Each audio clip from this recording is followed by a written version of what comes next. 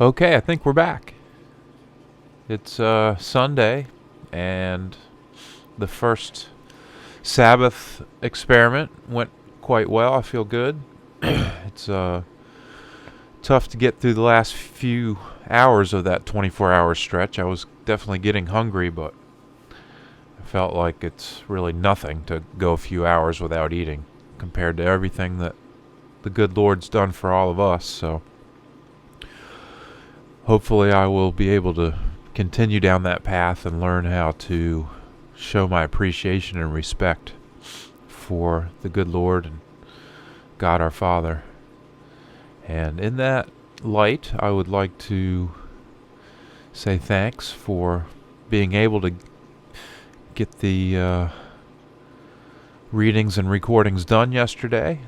It seemed to have gone well, so I'm going to try one this morning. I've got some chores to do today, but I thought I'd start the day by reading a little bit and sharing a little more of the awesome story of Ron Wyatt and his discoveries of biblical artifacts relating to many of the stories that most of us know from the Old Testament and the New Testament.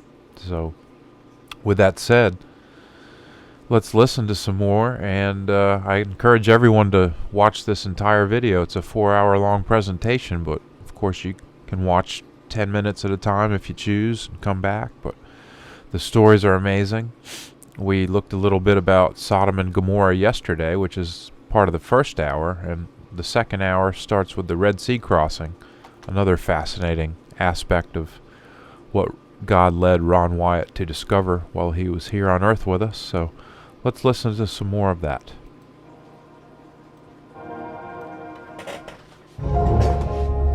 Egypt is steeped with a grand history of ancient science, technology, and beautiful structures. But is there evidence of the children of Israel ever living there? Many years ago, this large stone was discovered in the first cataract of the Nile on Elephantine Island. The inscription states, "For 7 years, there had been no satisfactory inundation of the Nile.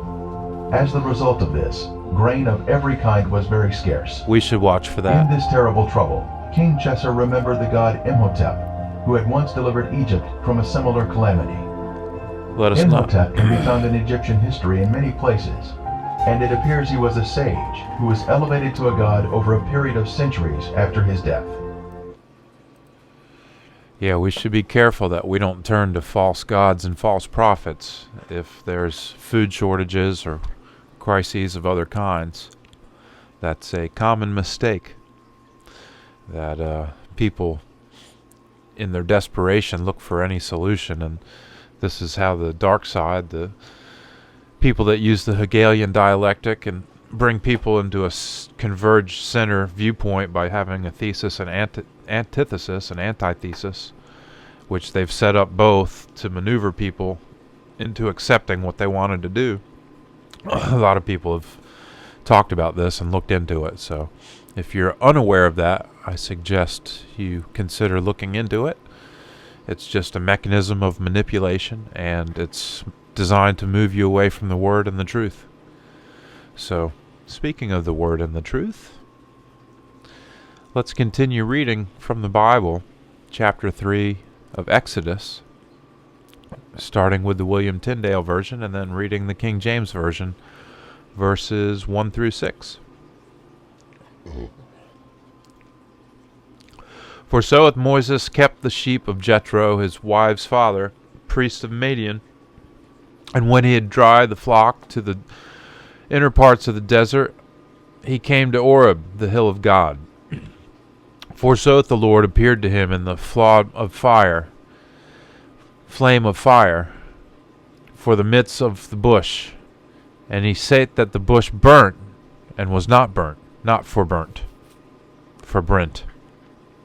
Therefore Moses said, I shall go and shall see this great sight which thy bush is not for brent. So the Lord say that Moses yede to say, and he clept Moses from the midst of the bush, and said, Moses, Moses, which answered, I am present. And the Lord said, Nay, thou not hider, but unbind thou the show of thy feet, for the place in which thou standest is holy land. And the Lord said, I am God of thy father, God of Abraham, God of Isaac, and God of Jacob. Moses hid his face, for he durst not behold against God. And now King James. Now Moses kept the flock of Jethro his father-in-law, the priest of Midian, and he had led the flock to the backside of the desert, and came to the mountains of God. And the angel of the Lord appeared unto him in a flame of fire out of the midst of a bush. And he looked, and behold, the bush burned with fire, and the bush was not consumed. And Moses said, I will now turn aside, and see this great sight, why the bush is not burnt. And when the Lord saw that he turned aside to see, God called unto him out of the midst of the bush, and said, Moses, Moses. And he said, Here am I. And he said, Draw not nigh hither, put off thy shoes from off thy feet, for the place whereon thou standest is holy ground. Moreover he said, I am the God of thy father, the God of Abraham, the God of Isaac, and the God of Jacob.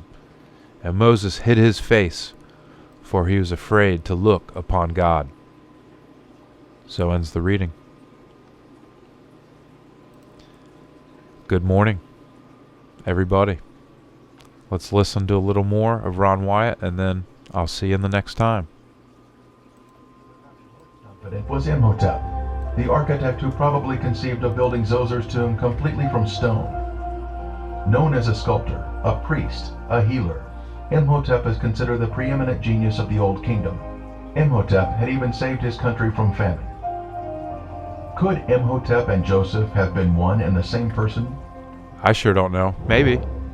We head to Saqqara, Egypt, a short distance south of Cairo. This is where the first pyramid was built in ancient Egypt. It is called the Step Pyramid due to the distinct levels in its shape.